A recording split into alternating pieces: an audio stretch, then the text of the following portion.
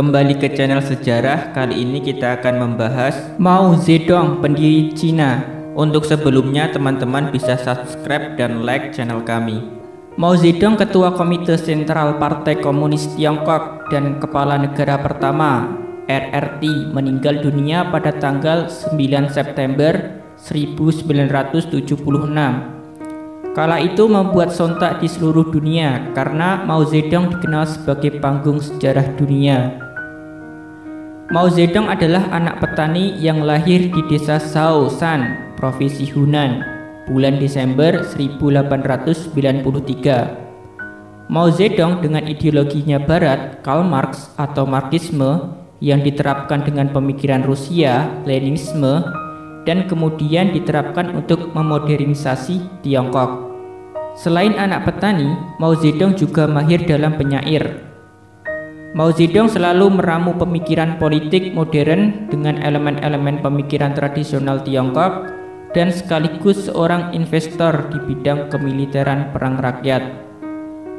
Kepimpinan Mao Zedong memberikan kepada rakyat Tiongkok yang berpenduduk 100 juta yang sebelumnya belum pernah diterima rakyat Tiongkok, yakni kemerdekaan yang diproklamasikan di Beijing yang jauh dari istana kaisar-kaisar Tiongkok.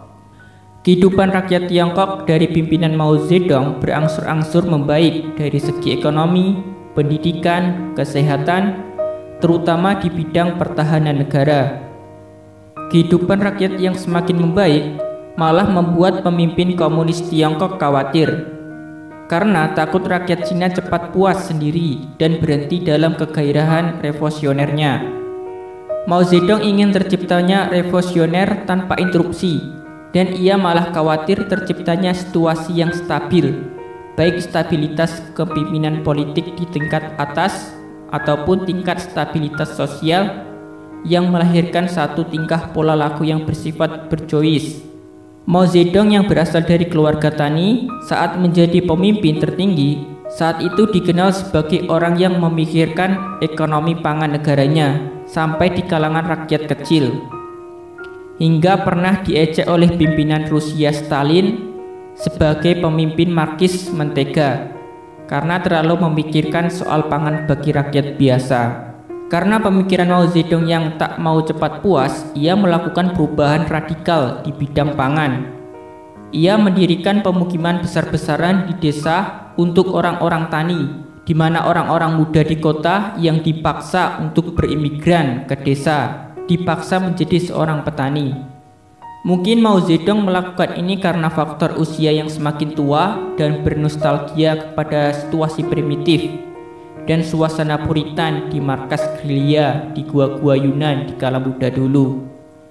Kontradiksi mental Mao Zedong dengan cara pemikiran ini membuat sumber pertikaian antara para ahli politik, militer, dan birokrasi kepartian di RRT.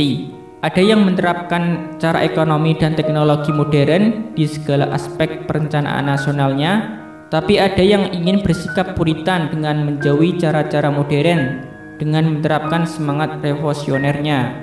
Hingga Mao Zedong meninggal dunia, kontradiksi ini juga ikut berkurang dan meningkatkan kadar tarikan di kalangan elit pimpinan RRT.